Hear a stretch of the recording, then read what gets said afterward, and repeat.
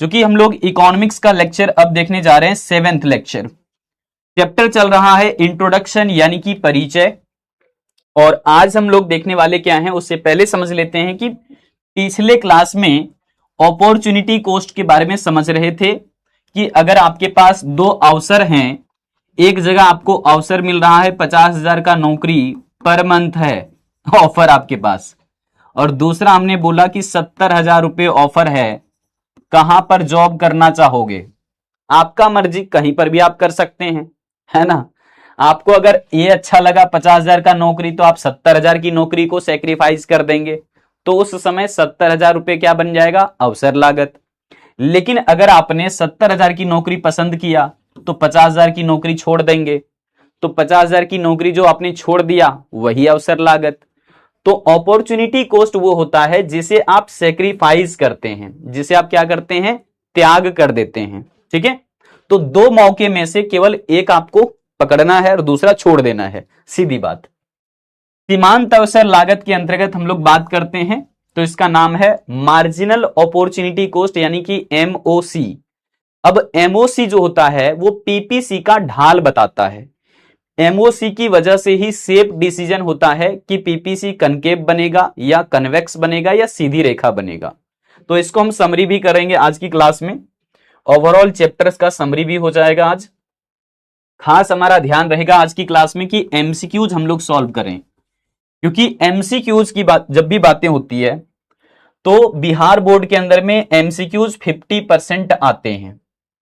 तो सबसे पहला सवाल बेसिक से कंसेप्ट के साथ शुरुआत करेंगे। हर एक टॉपिक से यहां पर रिलेटेड एमसीक्यूज रखा गया है। सर सोचना है तो बड़ा सोचिए। यहां पर जो पहला क्वेश्चन पूछा है कि आर्थिक, यहां पर देखना इकोनॉमिक्स का पहला क्वेश्चन क्या है? आधुनिक अर्थशास्त्र का जनक किसे माना जाता है? हु इज, यहां पर बात कर रहे हैं considered the father of modern economics. Father of modern economics किसे कहते हैं? पहला सवाल है आपकी स्क्रीन पर, और यह सवाल है 7 करोड़ रुपए का। ऐसे रहने वाले थे, मुझे दे सकते हैं। तो आधुनिक अर्थशास्त्र का जनक किसे कहा जाता है? तो इसका सही जवाब होगा एडम स्मिथ। एडम स्मिथ जो है वो स्कॉटलैंड के रहने वाले हैं। ठीक है जी, ध्यान रख सकते हैं आप लोग समझने के लिए, स्कॉटलैंड के रहने वाले थे ये। वैसे कहीं पूछा नहीं जाता है तो नोट करने की कोई जरूरत है नहीं। तो यहां पर एडम स्मिथ अर्थशास्त्र के जनक हैं, पहला जवाब सही होगा। के लेखक कौन है? आधुनिक अर्थशास्त्र का पितामह कहा जाता है, फादर ऑफ मॉडर्न इकोनॉमिक्स कहा जाता है। अगला सवाल है वेल्थ ऑफ नेशंस पुस्तक के लेखक कौन है? Who is the author of the book wealth of Nations? Wealth of nation के रचनाकार, रचयिता या ऑथर कौन है? लेखक भी आप यहां पर चाहें तो कह सकते हो। जो पब्लिश हुआ था पहले, ए मार्शल का मतलब है अल्फ्रेड मार्शल, दूसरा ऑप्शन है सैमुअल्सन, तीसरा रॉबिन्स और चौथा एडम स्मिथ। तो वेल्थ ऑफ नेशन जो पब्लिश हुआ था पहले, इसकी बातें कर लें। ये 1776 में पब्लिश हुआ था। ये बात भी पूछा जाता है पेपर में, ध्यान रखना कि 1776 में वेल्थ ऑफ नेशन नाम का एक किताब लिखा गया, जो कि लिखा है एडम स्मिथ ने, जिनको अर्थशास्त्र का जनक कहते हैं, फादर ऑफ इकोनॉमिक्स कहते हैं। ध्यान रखिएगा, जैसे मैं आपको कह रहा हूं वैसे ही आपको ध्यान रखने हैं कि ये अर्थशास्त्र के जनक कहे जाते हैं। अर्थशास्त्र का क्या है? ये जनक हैं, यानी कि फादर ऑफ इकोनॉमिक्स की बातें कर रहे हैं। ठीक है जी, फादर ऑफ इकोनॉमिक्स की बातें कर रहे हैं। और जैसे कि आपको पता है ना, कि मैं जितने भी एमसीक्यूज करवाऊंगा बिहार बोर्ड के अंदर वही सारे एमसीक्यूज आते हैं, हु बहु आते हैं, ना इधर का ना उधर का। ठीक है, तो ध्यान से रखने का दिमाग में। नेक्स्ट क्वेश्चन लेते हैं, प्रिंसिपल्स ऑफ इकोनॉमिक्स की रचना किसने किया है? प्रिंसिपल्स ऑफ इकोनॉमिक्स एक बुक है, तो कह रहा है कि who is the author of principles of economics. Principles of economics book को किन्होंने लिखा है? Alfred Marshall, Adam Smith, Robins या पीगू? मैं मर जावा। इज द ऑथर से बताइए। सर देखो इनको गाना सुनना है, सुना दो एक गाने। रति सिंह यादव कह रही है सर एक गाना सुना दो। में बुक पब्लिश, तो प्रिंसिपल्स ऑफ इकोनॉमिक्स 1890 में, है ना, 1890 में बुक पब्लिश हुआ था, ध्यान रखिएगा ये सवाल पूछा जाता है आपसे। और लिखा है अल्फ्रेड मार्शल ने। किन्होंने लिखा है? अल्फ्रेड मार्शल इनके ऑथर हैं। प्रिंसिपल्स ऑफ इकोनॉमिक्स, यह स्कूल वाला प्रिंसिपल नहीं है। प्रिंसिपल्स का मतलब होता है सिद्धांत। जैसे आप लोग पढ़ेंगे आगे चल करके मांग का नियम, पूर्ति का नियम सेकेंड चैप्टर में, तो सारा सिद्धांत है और वो सिद्धांत इन्होंने ही दिया था, अल्फ्रेड मार्शल ने। तो इन्होंने एक बहुत जबरदस्त किताब लिखी, प्रिंसिपल्स ऑफ इकोनॉमिक्स उसका नाम था। ठीक है, तो ऑप्शन यहां पर पहला सही है। ये ध्यान रखना, लीडर बोर्ड बहुत इंपॉर्टेंट है आज का। रिवीजन किए हो या नहीं सब पता चल जाएगा यहां से, हमें अच्छे से एमसीक्यू सॉल्व करिएगा। किसने कहा अर्थशास्त्र मानव कल्याण का विज्ञान है? मानव के अध्ययन पर ज्यादा जोर किन्होंने दिया था? Who said economics is the science of human welfare? Who said economics is the science of human welfare? मानव कल्याण का विज्ञान किन्होंने बोला? कोमल अगर पोल नहीं चल रहा है तो आप चैट में लिख देना, मैं चैट भी देख रहा हूं। मा फॉर ऑप्शन सी कह रहे हैं। तो किसने कहा अर्थशास्त्र मानव कल्याण का विज्ञान है? ह्यूमन वेलफेयर की बातें अल्फ्रेड मार्शल ने किया है। आप ऐसे ध्यान रखिएगा, मा फॉर मानव, मा फॉर मार्शल।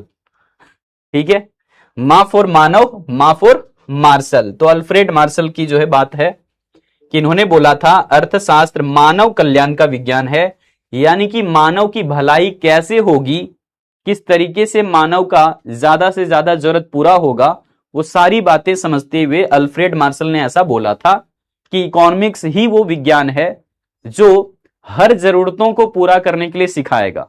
आपकी चाहे अनलिमिटेड वांट्स हो, आप लिमिटेड रिसोर्सेज से ही कैसे सारी जरूरतें पूरी कर पाएंगे, ये बात समझाने की कोशिश इन्होंने शुरुआत में किया था। ठीक है, आइए जरा देखें आगे।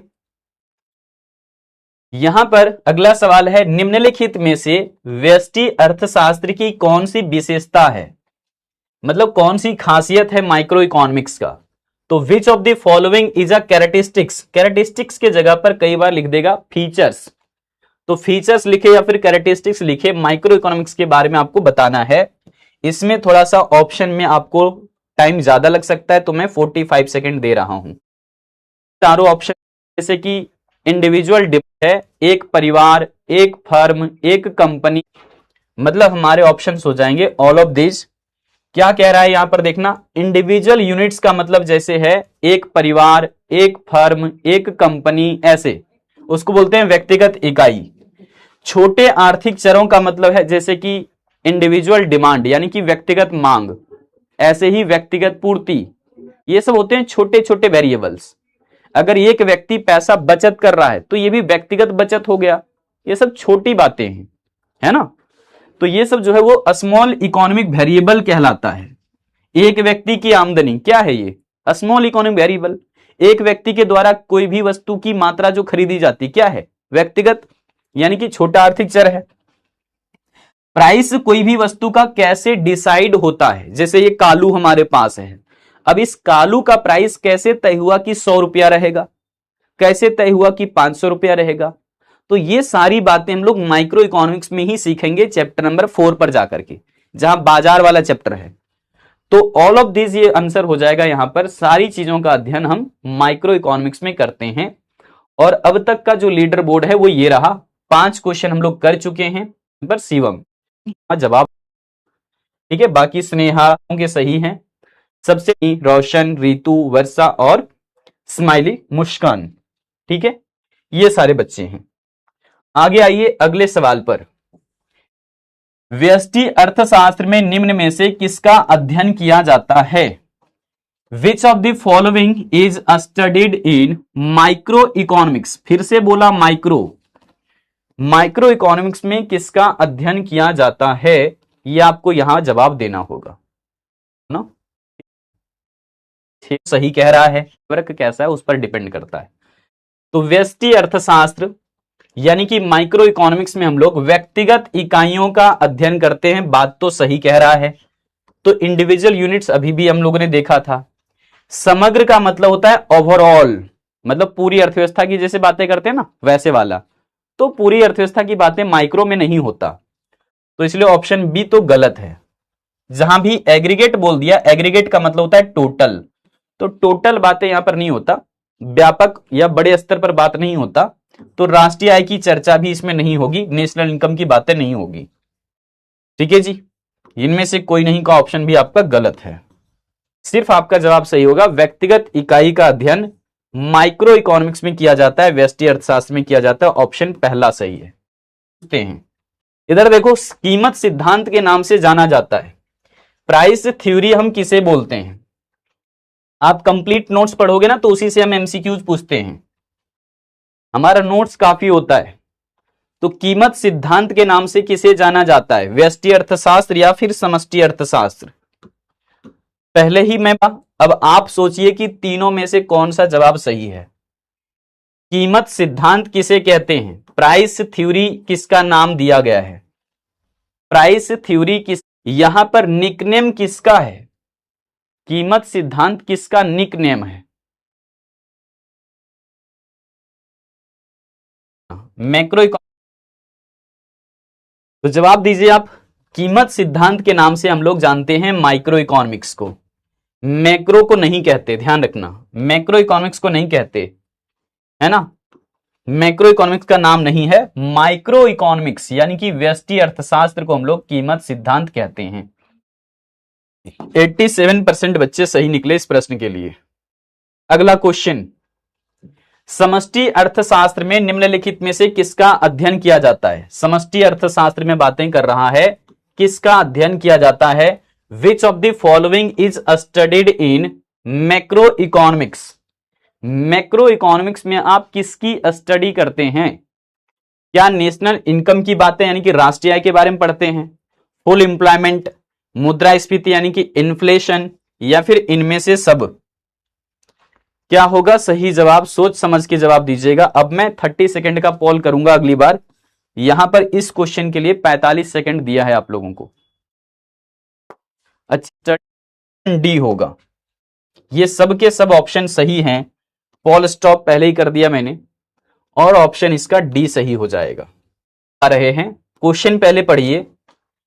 आय तथा रोजगार का सिद्धांत यानी कि it is known as income and employment theory, इनमें से किसे हम लोग आय तथा रोजगार का सिद्धांत कहते हैं? सर आप कंफ्यूज करते हो कैसे श्वेता? क्या सिद्धांत किसे कहते हैं? और श्वेता आप जवाब दे देना कि आप दोनों को तो नहीं, नाम से किसे जाना जाता है? तो यहां पर ध्यान देंगे, माइक्रो इकोनॉमिक्स को तो नहीं बोलते, पहली बात, माइक्रो इकोनॉमिक्स को तो नहीं बोलते, दोनों को तो नहीं बोलते। देख रहे हो, सिर्फ और सिर्फ कौन सा जवाब सही होगा, है ना? तो ऑप्शन आपका बी सही होगा। ठीक है, ध्यान रखिएगा, मैक्रो इकोनॉमिक्स यानी कि समष्टि अर्थशास्त्र। समष्टि अर्थशास्त्र को हम लोग आय तथा रोजगार सिद्धांत के नाम से जानते हैं। अब लीडर बोर्ड तो बहुत, जो रह गए हैं 2-3 टॉपिक छोटे छोटे वो करवाऊंगा और आप लोगों के डाउट ले लूंगा थोड़ा सा। कि आर्थिक क्रियाओं के अध्ययन के संदर्भ में अर्थशास्त्र के दो भाग हैं, व्यष्टि और समष्टि। निम्न में से किसने विभाजित किया था माइक्रो और मैक्रो, व्यष्टि तथा समष्टि? ये जो दो शब्द हैं इन्हें अलग अलग किया गया है, मैंने बताए हैं आप लोगों को। तो who among the following divided economics into two branches, micro and macro, in the context of the study economic activities? देखिए, इकोनॉमिक एक्टिविटी बड़े स्तर पर भी होता है, जब राष्ट्रीय आय की बातें कर लो, है ना, देश के स्तर पर उत्पादन की बातें कर लो, रोजगार की बातें कर लो, और एक होता है छोटे स्तर पर, मतलब माइक्रो लेवल पर। तो यही है तो है, इकोनॉमिक एक्टिविटी को दो अलग अलग नजरिए से देखा जा रहा है, एक छोटे स्तर पर और एक बड़े स्तर पर। तो वैसे ही सोचते हुए इकोनॉमिक्स को दो पार्ट में कर दिया गया, माइक्रो एंड मैक्रो। तो किन्होंने किया था ये दो पार्ट में, उनका नाम पूछ रहा है, आप इसके जवाब दे दीजिए। ये क्वेश्चन पेपर 2026 में ही पूछा हुआ था ये क्वेश्चन। बताइए मुझे कि व्यष्टि और समष्टि दो जो भाग किए गए वो कब किया गया था? अगर आप डेट नहीं वर्ष बता सकते हैं तो जरूर बताइए, कब किया गया था व्यष्टि और समष्टि को दोनों अलग अलग? व्यष्टि और समष्टि दोनों को अलग अलग कब किया गया था, ये भी आप बता सकते हैं तो बता दीजिए। यहां पर माइक्रो एंड मैक्रो दोनों जो टर्म हैं ये 1933 ईस्वी में अलग किया गया। कब किया गया है? 1933 में किया गया है। और अलग करने वाले इंसान कौन थे? रैगनर फ्रिश, जो कि ओस्लो यूनिवर्सिटी के प्रोफेसर थे। कहां के?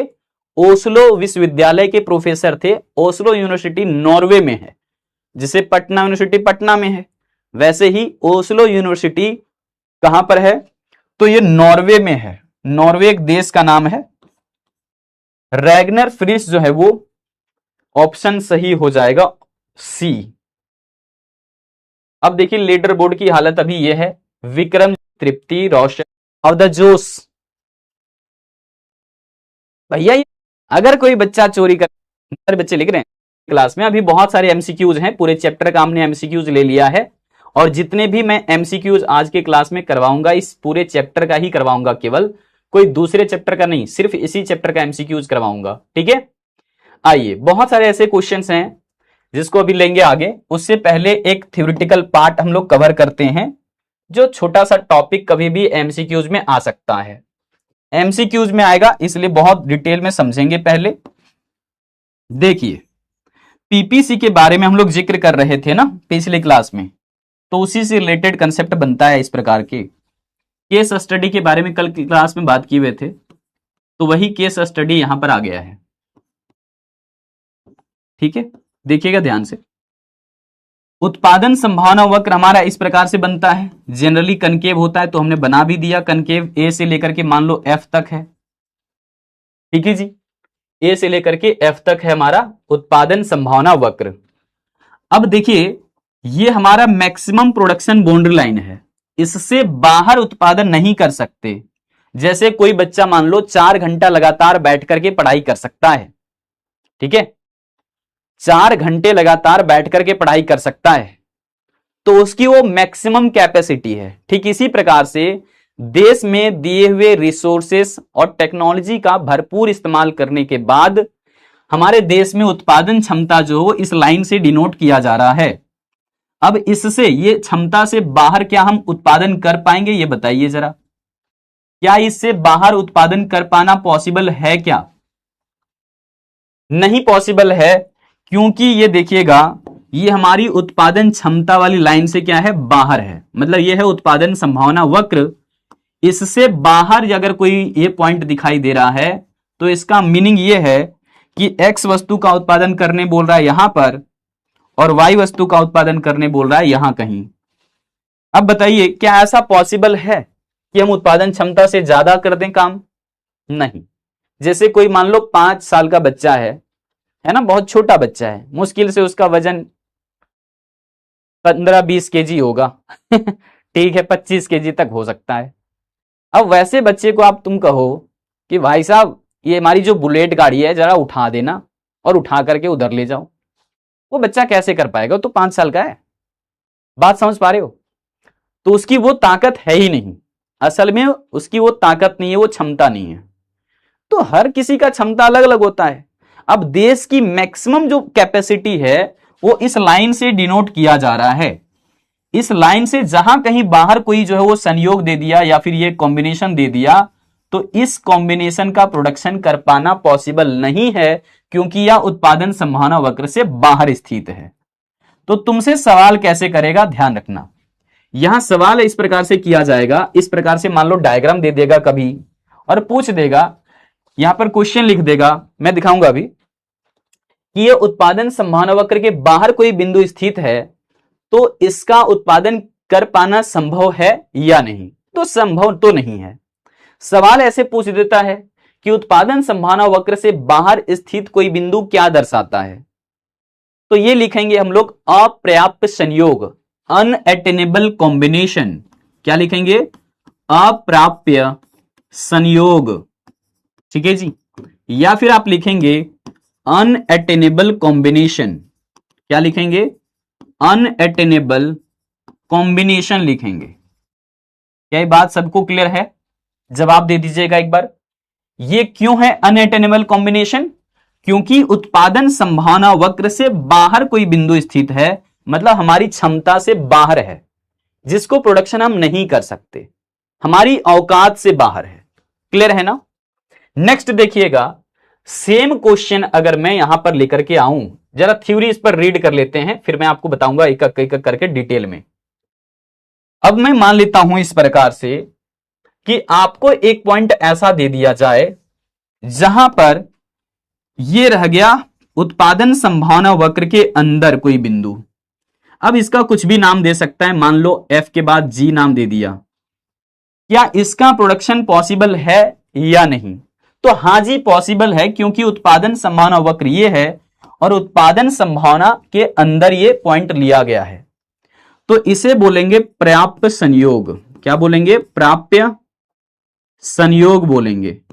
प्राप्य का मतलब प्राप्त किया जा सकता है, इसको उत्पादन कर सकते हैं इसका, इसलिए लिखा हुआ है यहां पे। क्या लिखेंगे? प्राप्य संयोग, ठीक है, प्राप्य संयोग लिख दीजिए। मतलब इसको बोलेंगे हम लोग अटेनेबल कॉम्बिनेशन, अटेनेबल कॉम्बिनेशन। जरा बता दीजिए, क्या ये बात सभी को समझ आ गया है कि उत्पादन संभावना वक्र के अंदर होगा कोई भी पॉइंट तो उसका प्रोडक्शन पॉसिबल है, क्योंकि वो हमारी क्षमता के अंदर का काम है।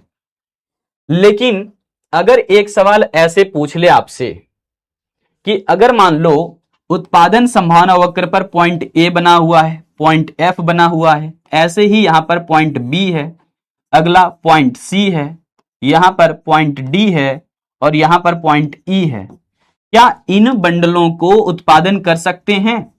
क्या इन संयोगों का उत्पादन संभव है? तो हां जी हां, A point, B point, C point, D point, E point और जो एफ पॉइंट है वो तो उत्पादन क्षमता पर ही बने हुए हैं, है ना? तो ये तो हमारा बिल्कुल उत्पादन किया जा सकता है। क्यों कर सकते हैं इसका उत्पादन? क्योंकि ये हमारी क्षमता के अनुसार ही काम हो जाएगा।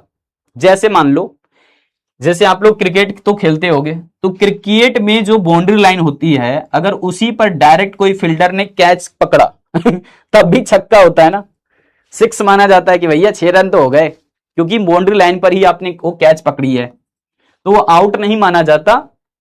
बिल्कुल ऐसे ही यहां पर ध्यान से सोचिए कि ये हमारा मैक्सिमम बाउंड्री लाइन है और इसी क्षमता के अनुरूप हमारा जो है यहां पर काम हो, यहां हो, यहां हो, यहां या यहां, हम ये सब उत्पादन कर सकते हैं, क्योंकि इन बंडलों का प्रोडक्शन अपनी कैपेसिटी के अनुसार ही किया जा रहा है, अपनी क्षमता के अनुसार ही किया जा रहा है।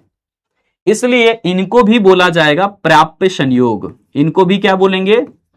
प्राप्य संयोग। अब आपके मन में कंफ्यूजन आएगा थोड़ा सा, मैं इसको भी दूर करता हूं। इसको क्या बोल देंगे? अटेनेबल कॉम्बिनेशन, इसका भी नाम है। अब तुम्हारे मन में कंफ्यूजन क्रिएट कर रहा होगा थोड़ा सा कि सर ये उत्पादन संभावना वक्र पर बना हुआ है, तब भी क्या ये अटेनेबल है? हां जी है। क्या ये अंदर अगर है बिंदु तो भी इसको अटेनेबल कॉम्बिनेशन? हां जी है। तो सर यहां पर कुछ और भी आप एक्सप्लेन कर दो, क्योंकि दोनों का नाम तो सेम दे दिया आपने।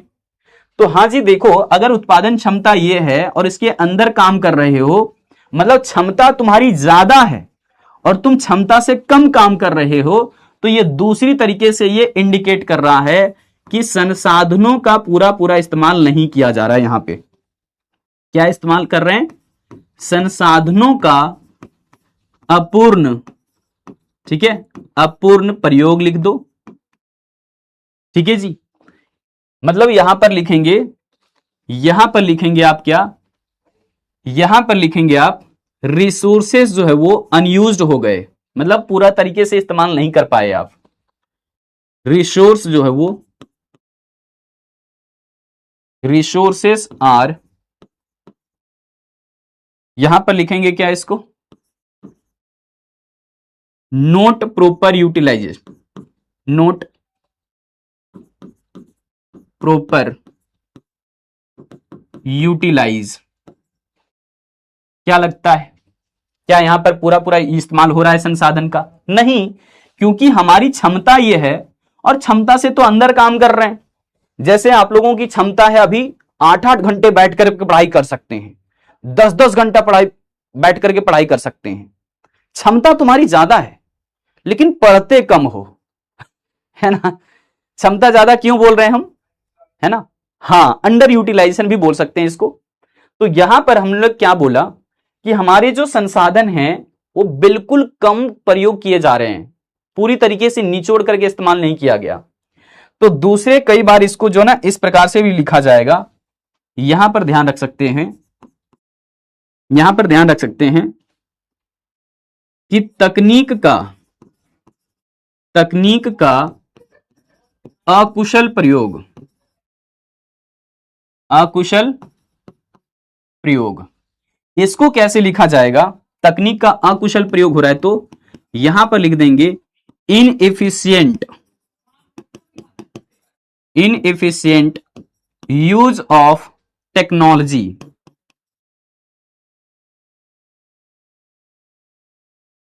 कैसा, बात समझ आ रहा है या नहीं, कि हमारे तकनीक बढ़िया थे लेकिन उसका पूरा इस्तेमाल नहीं किया जा रहा है, बढ़िया से यूज नहीं किया जा रहा है।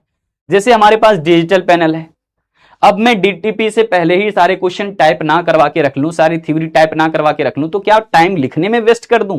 अरे भैया, बच्चों को समझाने आए हैं तो थ्योरी हमारे पास पहले से लिखा रहेगा तो हमारे लिए टाइम सेव हो जाएगा। हम सिर्फ इसे लेकर के यहां पर एक्सप्लेन करेंगे डिटेल में, इससे बच्चे जल्दी जल्दी समझ पाएंगे, जल्दी सीख पाएंगे, नहीं तो लिखने में ही सारा टाइम खत्म हो जाएगा, है ना। और दूसरी तरफ अगर मैं डीटीपी को ये कहता कि भैया डायग्राम भी आप बना दो, तो उनको डायग्राम बनाने में ज्यादा समय लग जाता, उससे पहले तो मैं बना दे रहा हूं यहां तो तुरंत। तो जहां पर जिसका यूज बेहतर हो सकता है वहां पर हम कर रहे हैं इस चीज का इस्तेमाल, तो इसका मतलब प्रॉपर यूटिलाइजेशन हमें करना चाहिए। अब तुम्हें 3 कंडीशन हमने बताए हैं। 3 कंडीशन में क्या है, अगर उत्पादन संभावना वक्र से बाहर कोई बिंदु स्थित है तो इसका उत्पादन नहीं किया जा सकता, यह अपर्याप्त संयोग है, यहां तक हमारी रिसोर्स और टेक्नोलॉजी की पहुंच ही नहीं है। दूसरा, अगर उत्पादन संभावना वक्र के अंदर कोई बिंदु स्थित है तो इनका उत्पादन तो किया जा सकता है लेकिन संसाधन पूरी तरीके से इस्तेमाल नहीं हुआ, संसाधन अंडर यूटिलाइज रह गए, मतलब पूरा पूरा काम नहीं हो पाया, ठीक है, पूरी क्षमता का इस्तेमाल नहीं हो पाया। इसका मतलब यह है, मतलब इस स्थिति में बेरोजगारी भी रहेगी, स्वाभाविक सी बात है, ये बेरोजगारी को दिखा रहा है एक तरीके से, क्योंकि देश में पूरी रोजगार रहता है तो ये उत्पादन क्षमता होता है ना। और यहां पर उत्पादन करने के लिए हमें पूरी रोजगार में नहीं लगाएंगे लोगों को। बात ये है, मतलब यहां ये अल्प रोजगार की समस्या दिखा रहा है, अल्प रोजगार हो जाएगा यहां पे। और अगर हम उत्पादन क्षमता पे, उत्पादन संभावना वक्र पे ये सारे पॉइंट्स दिखा रहे हैं तो इनका जो है बोलेंगे पर्याप्त संयोग है। और इसके बारे में लिखा जाएगा, यहां संसाधनों का क्या हो रहा है, तो लिख दीजिए संसाधनों का क्या हो जाएगा, यहां पे बताइए, संसाधनों का पूर्ण प्रयोग हो रहा है, ठीक है जी। तो इसमें लिख दीजिए प्रॉपर यूटिलाइजेशन ऑफ क्या, proper utilization of resources, proper utilization of resources. कई बार इसी को बहुत सारे बच्चे ऐसे दिखाएंगे, तकनीक की, है ना, तकनीक का क्या लिखेंगे, कुशल प्रयोग, मतलब यहां पर लिखेंगे इफिशिएंट यूज ऑफ टेक्नोलॉजी।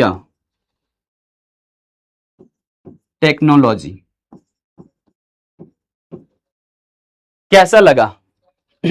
अब बताओ कैसा लगा, अब बताइए कैसा लगा। सबसे पहले उस पॉइंट को डिस्क्राइब करते हैं जो उत्पादन संभावना वक्र पर स्थित है, जैसे कि ये वाला पॉइंट सारा उत्पादन संभावना वक्र पर ही बने हुए थे। इसके लिए थ्योरी हमने यहां पर रखे हैं, मैं उसी के अनुसार सारा जो है नोट्स सेटअप करके आप लोगों को दूंगा, वैसे ही आप लोगों को प्रॉपर नोट्स बनाने हैं।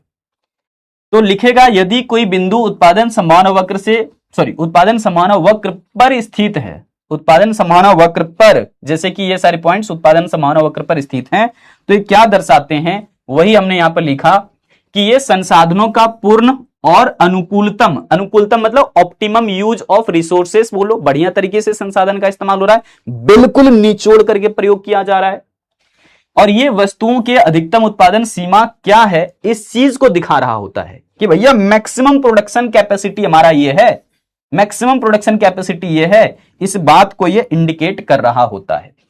सो a point on the production possibility curve indicates the maximum production limit of two goods with full and optimal use of resources, कि रिसोर्सेस का हमने फुल्ली एंड प्रॉपर यूटिलाइजेशन जब किया तब जाकर के वो प्रोडक्शन लिमिट हमारे पास हासिल हुआ है।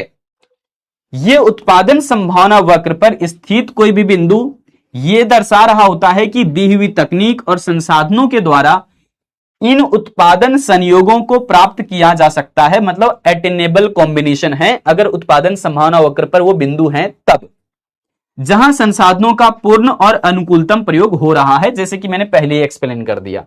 तो any points on the production possibility curve indicates that this production combination can be achieved, इन सबको प्राप्त किया जा सकता है by using given technology and resources where the resources are being fully and optimally used, जहां संसाधन का पूरा भरपूर इस्तेमाल किया जाता है, वहीं पर ये उत्पादन संभावना वक्र पर सारे कॉम्बिनेशन आपको नजर आएंगे। जो भी बात मैंने डिटेल किया है वो यहां पर लिखे हुए हैं, ठीक है जी। तो आपको क्या करना होगा, ये पॉइंट्स लिखने हैं, पॉइंट्स लिखने के बाद डिस्क्राइब कर देना है। अगर आप हिंदी मीडियम के स्टूडेंट हैं तो हिंदी वाला पार्ट लिखेंगे, और इंग्लिश मीडियम के स्टूडेंट तो इंग्लिश वाला पार्ट लिखेंगे आप, ठीक है जी। चलिए अब इनसे रिलेटेड भी मैं आगे एमसीक्यूज करवाऊंगा। अब आते हैं केस नंबर 2 पर। केस नंबर 2 हमारा ये होगा कि मान लीजिए अब उत्पादन संभावना वक्र हमारा है ये वाला, ए से लेकर के एफ तक, और उत्पादन कहां हुआ, उत्पादन संभावना वक्र के अंदर। तो इसको क्या बोला कि ये उत्पादन तो हो रहा है लेकिन पूरी क्षमता का इस्तेमाल नहीं हो रहा है देश में, लोग आज भी बेरोजगार रह जाएंगे ऐसी स्थिति में। मतलब उत्पादन देश की क्षमता है ये, जैसे भारत के पास रिसोर्सेस की कोई कमी नहीं है, मैन पावर की कोई कमी नहीं है, लेकिन भारत में लोग बेरोजगार घूम रहे हैं ना, इसका मतलब देश की क्षमता ये है, और देश की क्षमता इतना होने के बावजूद भी लोग हमारे जो है वो यहां पर काम कर रहे हैं इतना ही, मतलब हमारे देश का प्रोडक्शन लेवल क्षमता से कम हो रहा है। जब देश में उत्पादन क्षमता ये है और उससे कम काम हो रहा है, मतलब बेरोजगारी तो होगा देश में। तो ये उस चीज को इंडिकेट कर रहा है जहां टेक्निक हमारी अच्छी तरीके से इस्तेमाल नहीं किया जा रहा, रिसोर्सेस ठीक ढंग से यूटिलाइज नहीं किए जा रहे हैं, इस चीज को ये इंडिकेट कर रहा है। आप लोग भी ऐसे ही हो, रिलेट करिए जरा कि आपकी पढ़ने की क्षमता ये है, आप 10 घंटे तक पढ़ लेते हैं मैराथन में जब एग्जाम नजदीक आता है, और अभी पढ़ने बोलो तो कहते हो साल भर है ना सर आराम से पढ़ लेंगे, होता है या नहीं। तो उत्पादन क्षमता तुम्हारी ये है, मतलब 8-10 घंटे तुम पढ़ सकते हो, मैराथन में तो पढ़ ही लेते हो, लेकिन अभी उतना मेहनत नहीं करते, तो इसका मतलब आप यहां पर अंडर यूटिलाइज हो रहे हैं। अब देखिए इसका थ्योरी कैसे लिखना है आपको।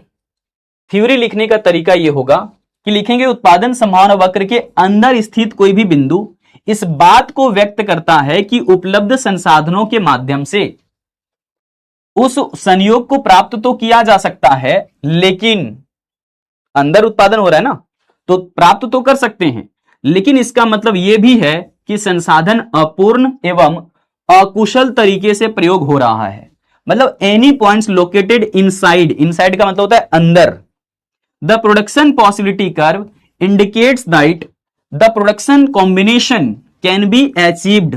हाँ, प्राप्त तो कर सकते हैं, उत्पादन क्षमता से अंदर उत्पादन कर रहे हैं तो, using the available resources, but it also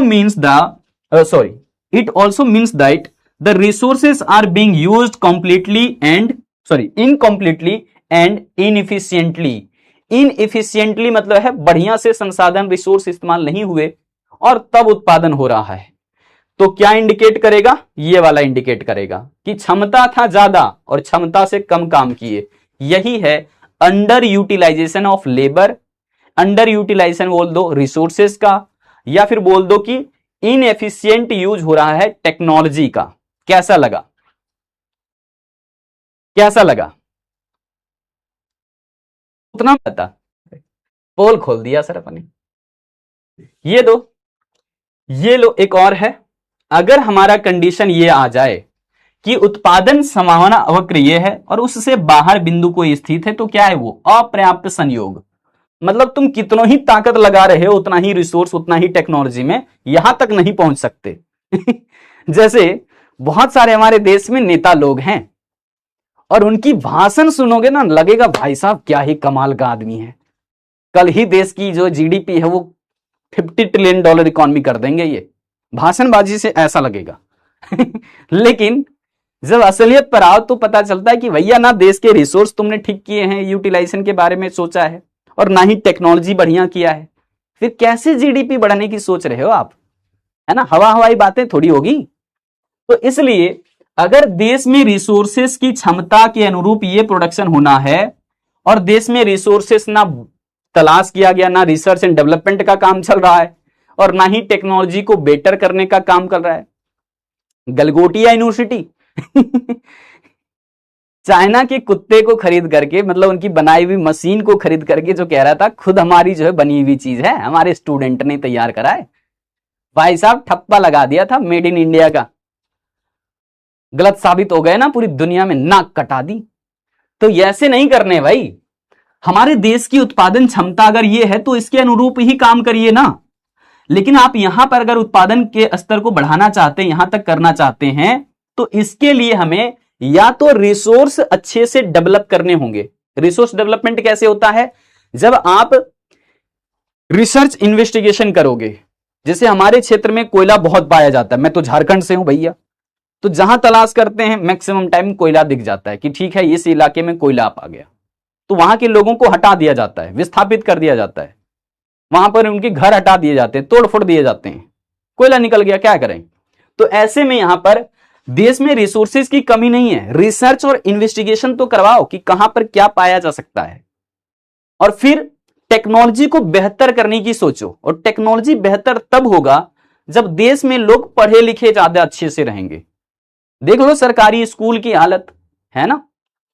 तो समझने की बात है, यहां पर केवल स्कूल की बातें नहीं कर रहे हैं, सिस्टम को जरा समझिए। गलती ना केवल सरकार की है और ना केवल जनता की है, बल्कि दोनों की गलतियां हैं। इसलिए कहेंगे कि अगर देश की उत्पादन क्षमता यह है तो यहां तक आप नहीं पहुंच सकते। यहां तक पहुंचने के लिए आपको दो चीजें इंप्रूव करना पड़ेगा, या तो रिसर्च एंड डेवलपमेंट को बढ़ावा दीजिए, या फिर देश के अंदर में टेक्नोलॉजी को बेहतर करिए। और दोनों ये इंटरडिपेंडेंट है आपस में, ध्यान रखिए, एक में इंप्रूवमेंट करेंगे दूसरा ऑटोमेटिक इंप्रूव हो जाएगा। तो इसलिए यहां पर हमें पहुंचने के लिए ज्यादा रिसोर्स की आवश्यकता होगी, ज्यादा रिसोर्स की आवश्यकता होगी और ज्यादा बेहतरीन तकनीक की आवश्यकता होगी। टेक्नोलॉजी ज्यादा अच्छा चाहिए, मतलब इंप्रूव कर लोगे टेक्नोलॉजी तभी यहां पर पहुंच सकते हो। तो इसकी थ्योरी कैसे लिखना है ध्यान से देखिएगा कि उत्पादन संभावना वक्र के बाहर स्थित कोई भी बिंदु इस बात को व्यक्त करता है कि उपलब्ध सीमित संसाधनों तथा दिए हुए तकनीकी ज्ञान के स्तर से उस उत्पादन संयोग को प्राप्त नहीं किया जा सकता, अतः इसे हम उत्पादन का अपर्याप्त संयोग कहेंगे, जिसे निम्न चित्र या बिंदु द्वारा दिखलाया गया है। ये तो हमने आपको दिखा दिया है कहां पर, ठीक है। So production possibility curve indicates that, है ना, production combination can not be achieved. किसको अचीव नहीं कर सकते, any points lying outside the PPC, जो पीपीसी से बाहर कोई हो उसको हम प्राप्त नहीं कर सकते हैं with the limited resource and given level of technical knowledge, ठीक है। So this is called unattainable combination. इसको क्या बोलेंगे हम लोग, अनअटेनेबल कॉम्बिनेशन बोलेंगे, क्योंकि इसको प्राप्त तो किया ही नहीं जा सकता गिवन रिसोर्स और टेक्नोलॉजी की मदद से। ध्यान रखेंगे इस बात को। हमारे पास अगर ऐसा जो है कुछ आ जाए, जैसे कि मैंने यहां पर दिखाया, प्रोडक्शन कैपेसिटी से बहुत बाहर स्थित है, ये पॉसिबल नहीं है प्रोडक्शन कर पाना। यहां तक पहुंचने के लिए औकात चाहिए, औकात, समझ गए? आप लोग बताएंगे कैसा लगा ये वाली पॉइंट्स। अब मैं आपको इसी से रिलेटेड एमसीक्यूज भी करवाऊंगा, इससे रिलेटेड आपको एमसीक्यूज ही करवा। पहले इस क्वेश्चन को करते हैं, रुक जाओ। व्हाट डज, हाँ जी ये रहा क्वेश्चन, ये है क्वेश्चन कि उत्पादन संभावना वक्र के अंदर स्थित एक बिंदु क्या दर्शाता है। What does a point located inside the PPC represent, क्या इंडिकेट कर रहा है अगर कोई पॉइंट पीपीसी के अंदर है। कहां बोला है? इनसाइड, अंदर है, अंदर, पीपीसी के अंदर है, तो वो क्या इंडिकेट कर रहा होता है? ऑप्शन को देखिए और जवाब दीजिए। अगर ये, ठीक है जी, संभावना वक्र के अंदर कोई पॉइंट है, उत्पादन संभावना वक्र ये रहा और इसके अंदर कोई पॉइंट है, तो ये वाला पॉइंट, असल में ये वाला पॉइंट क्या इंडिकेट कर रहा है, इसका जवाब आपको देना है। ऐसे ही एमसीक्यू रहेंगे आपके पेपर का, ठीक है जी। 3 कंडीशन दिखाया है तो तीनों से संबंधित ऐसा ही क्वेश्चन रहेगा। क्वेश्चन पूछने का तरीका, अंदाज यही रहता है। तो इसमें सही सही जवाब क्या हो जाएगा कि अंदर स्थित बता रहा है ना, तो इसका मतलब यहां पर हमारे संसाधन पूरी तरीके से प्रयोग में नहीं आ रहे हैं। संसाधनों का क्या हो गया? अल्प प्रयोग। इसको बोलते हैं under utilization of labour, proper use नहीं हो रहा है हमारे रिसोर्सेस का, क्योंकि क्षमता से अंदर काम करवाया जा रहा है। तो ऑप्शन पहला सही है। लेक्चर में एमसीक्यूज करवाएंगे, ठीक है जी। तो नेक्स्ट टाइम आप लोग और अच्छे से करके आओगे। कोई नहीं, ये पहला चैप्टर है, इसमें थोड़ा टाइम लगेगा। एक सवाल ऐसे भी रहता है कि उत्पादन संभावना वक्र का ढाल गिरता है। देखिए 2026 का क्वेश्चन है कि the slope of production possibility curve falls. ये तो हाल फिलहाल ही क्वेश्चन करवाया था क्लास में ही, ये तो क्वेश्चन क्लास में हो चुका है एक बार पहले भी, करिए, वो जवाब सही नहीं है,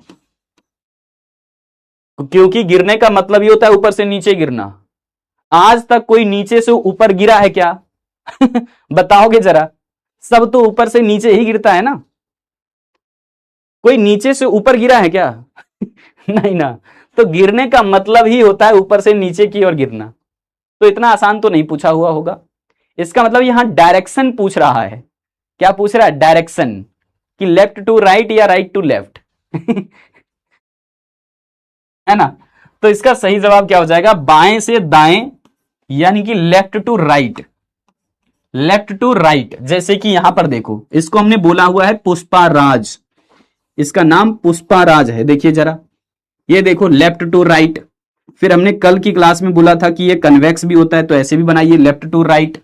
हमने ये भी बोला कि बिल्कुल स्ट्रेट लाइन भी हो सकता है, लेफ्ट टू राइट। देख रहे हो, left to right, left to right, left to right, सब लेफ्ट टू राइट ही जा रहा है। ये है पुष्पाराज, सब लेफ्ट टू राइट जा रहे हैं, ठीक है जी। तो ऑप्शन पहला सही है, बाकी ऑप्शंस गलत हैं। आ जाओ आगे। अच्छा जी, ठीक है जी। यहां पर एक सवाल और ले लेते हैं इसी से रिलेटेड। उत्पादन संभावना वक्र होती है, the production possibility curve is. कैसा होता है production possibility curve? Production possibility curve कैसा होता है? अभी मैंने जस्ट दिखाए हैं आपको। अच्छा, बहुत सारे बच्चे झारखंड बोर्ड के भी हैं। ये सोशल मीडिया नहीं है, चाहिए। अवतल, नतोदर मतलब, तो उत्पादन संभावना वक्र यानी कि प्रोडक्शन पॉसिबिलिटी कर्व जो होता है वो कैसा होता है? तो नतोदर होता है। नतोदर मतलब क्या है? कनकेव, ठीक है, कनकेव बोलते हैं इसको।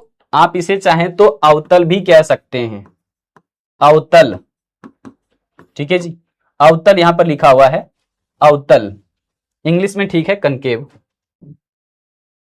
चलिए, एजेंट किसे कहते हैं? इनमें से बताइए आर्थिक एजेंट कौन है? Who among the following are economic agents. Economic agent किसे कहते हैं?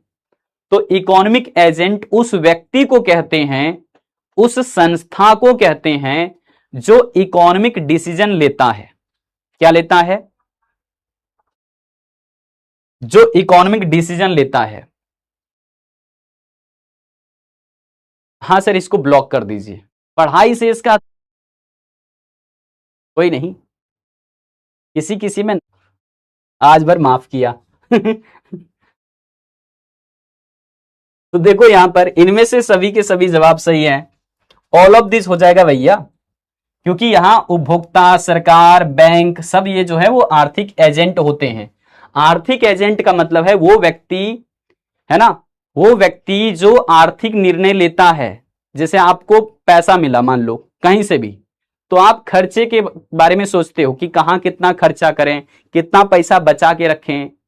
तो ऐसा जो कोई भी व्यक्ति सोचता है ना, उसी को इकोनॉमिक एजेंट बोलते हैं। अब एक होता है माइक्रो इकोनॉमिक एजेंट, एक होता है मैक्रो इकोनॉमिक एजेंट। तो यहां पर अगर कोई आपसे पूछ लेगा तो ध्यान रखना, जैसे देश के लिए जो सरकारें हैं, चाहे तो स्टेट गवर्नमेंट्स हो या फिर मान लीजिए सेंट्रल गवर्नमेंट हो, ये सब बड़े बड़े स्तर पर सोचते हैं, पूरी देश की जनता के लिए सोचते हैं कि रिसोर्स कहां कितना कैसे यूज करें, सोचते हैं ना। इसलिए गवर्नमेंट जो होती है वो मैक्रो इकोनॉमिक एजेंट है, बड़े स्तर का सोचने वाला आदमी। फिर जो केंद्रीय बैंक है देश में, सेंट्रल बैंक आरबीआई, वो पूरे देश लेवल पर सोचता है कितना रेट ऑफ इंटरेस्ट रखा जाए, कितना बैंक रेट रखा जाए, कितना रेपो रेट रखा जाए, कितना एसएलआर रखा जाए, कितना सीआरआर रखा जाए, सब सीखोगे आगे। तो वो सब तय करने की जिम्मेवारी सेंट्रल बैंकों को है। तो सेंट्रल बैंक भी क्या है? Macro economic agent. अब आपके बारे में कहा जाए आप क्या हैं, तो आप भी एक इकोनॉमिक एजेंट है, लेकिन माइक्रो लेवल पर क्योंकि आपके जैसे देश में तो बहुत सारे लोग हैं। तो इसलिए यहां पर उपभोक्ता छोटे स्तर पर बात हो रहा है, लेकिन सरकार एक बड़े स्तर पर बात हो रहा है।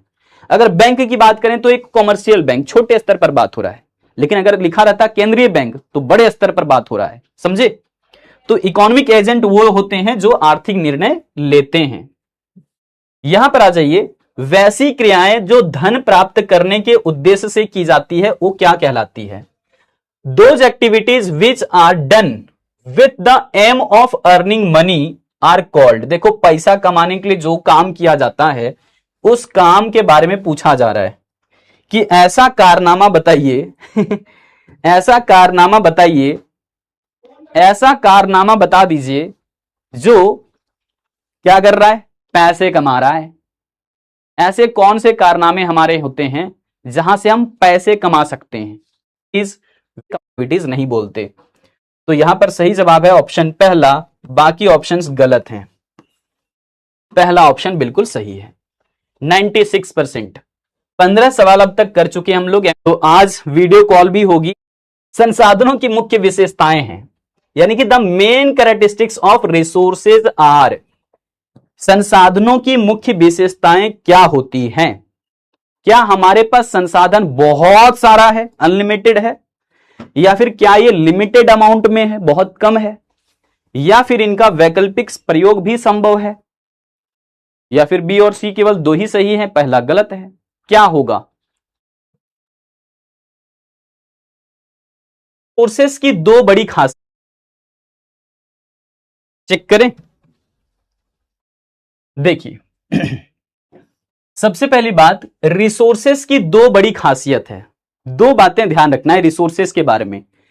जो भी हमारे पास संसाधन है, चाहे तो नदी, झील, झरना, पहाड़, तालाब, ये सब कुछ भी बात कर लो, सब लिमिटेड अमाउंट में है। क्यों ऐसा कह रहे हैं?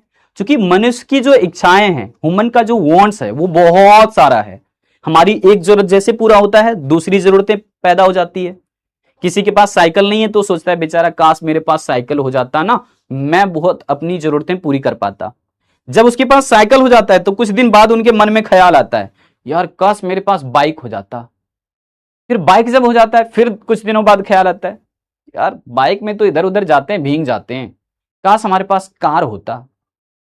फिर जब कार हो जाता है, नहीं यार काश मेरे पास प्राइवेट जेट होता जो भी हो। तो यहां पर देख रहे हो मनुष्य के पास जरूरतें बहुत सारी हैं, इच्छाएं बहुत सारी हैं, लेकिन साधन क्या है, लिमिटेड हैं। और संसाधनों का क्या हो सकता है, तो अल्टरनेटली यूज हो सकते हैं, वैकल्पिक प्रयोग हो सकते हैं। तो यहां पर बी और सी दोनों ऑप्शन सही हैं, क्योंकि रिसोर्सेस लिमिटेड हैं और इनका जो है अल्टरनेटिव यूज भी पॉसिबल है। तो ऑप्शन केवल हो जाएगा डी सही जवाब। यहां पर ऑप्शन डी होगा सही जवाब। चलिए अगला सवाल करते हैं हम लोग। अगला सवाल बहुत बढ़िया है और ये क्वेश्चन जो आपके पेपर में देखने को मिल सकते हैं, ठीक है जी। ये पेपर में मैं लास्ट में बीबीआई लगवाता हूं सब में, चिंता ना करिएगा।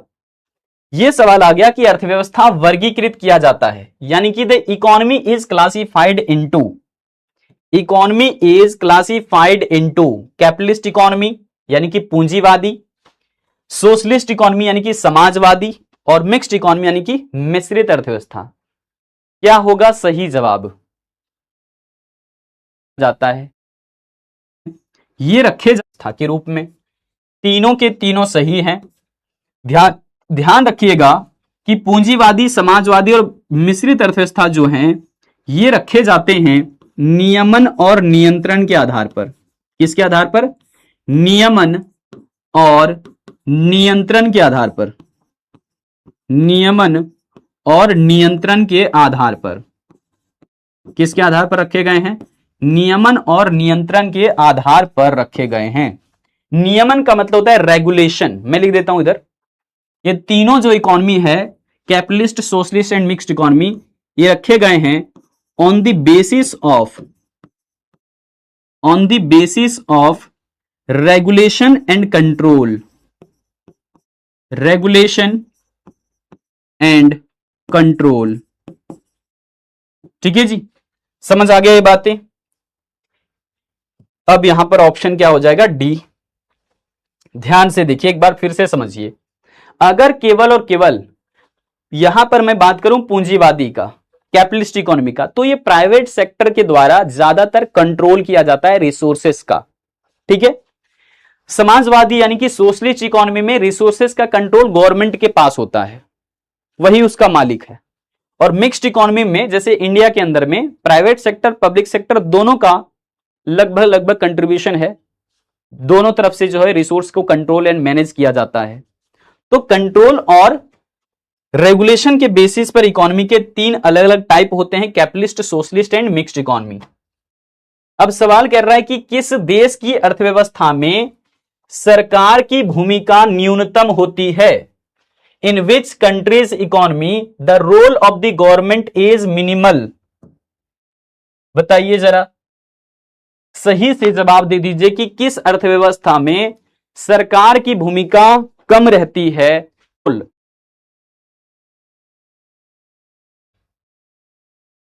होगा अभी लक्ष्मी। तो यहां पर सही जवाब क्या है, किस देश की अर्थव्यवस्था में सरकार की भूमिका न्यूनतम होती है। तो यहां पर सही जवाब क्या होगा, सही जवाब होगा पूंजीवादी अर्थव्यवस्था में सरकार की भूमिका कम रहती है, क्योंकि यहां पर प्राइवेट सेक्टर का बोला बाला ज्यादा रहता है। बोला बाला मतलब सरकार जो है यहां पर कम फोर्स करती है, और ज्यादातर प्राइवेट सेक्टर अपनी मनमानी से रिसोर्स मैनेज एंड कंट्रोल करता है।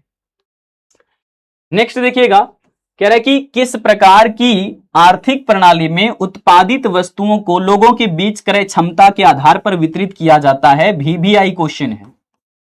क्रय क्षमता के आधार पर सामान कहां मिलता है, मतलब on the basis of purchasing power goods and services are distributed among different sections of the society. तो ये कह रहा है क्या, in which type of economy, economic system मतलब इकोनॉमी होता है, produce goods and services distributed among the people on the basis of their purchasing power.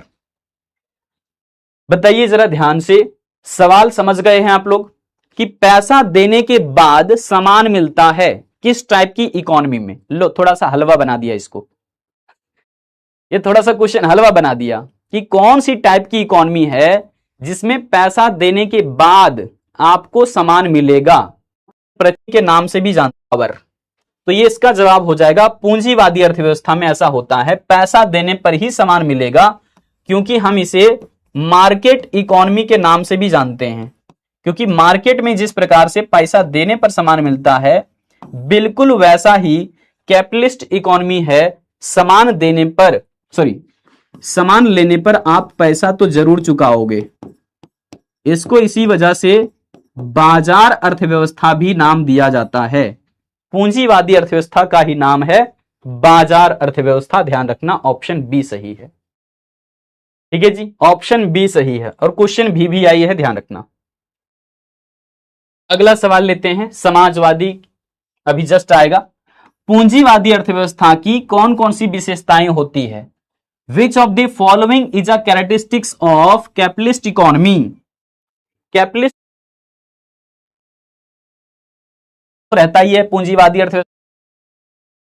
क्या बता रहे हो आप लोग? Option D. अच्छा, तो देखिए, पूर्ण आर्थिक स्वतंत्रता, फुल इकोनॉमिक फ्रीडम तो रहता ही है पूंजीवादी अर्थव्यवस्था में। कंप्लीट इकोनॉमिक फ्रीडम रहता है लोगों को, जहां मर्जी अपनी फैक्ट्री खोलिए, अपने रिसोर्स का डिस्ट्रीब्यूशन करिए, कोई रोक टोक नहीं है। लोग यहां पर व्यक्तिगत फायदे के लिए काम करते हैं, यानी कि इंडिविजुअल प्रॉफिट के लिए ही रिसोर्स को मैनेज एंड कंट्रोल करते हैं।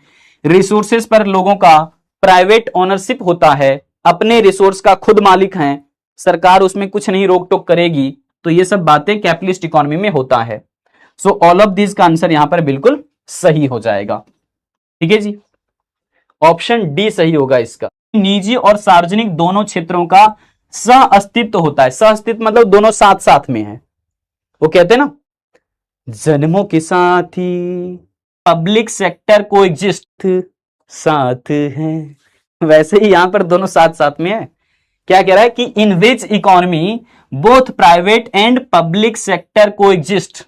2026 का क्वेश्चन है, जल्दी बताइए। ये देखो, सोनाक्षी कह रही है सर मेरा रैंक है 131। कोई नहीं, एक दिन तुम्हारा नाम लीडर बोर्ड में पहले स्थान पर आएगा। रिविजन, ये देखो 16 रैंक है। किस अर्थव्यवस्था में निजी एवं सार्वजनिक दोनों क्षेत्रों का सह अस्तित्व होता है? तो दोनों साथ साथ में है, मिला हुआ, तो मिक्स्ड इकोनॉमी है।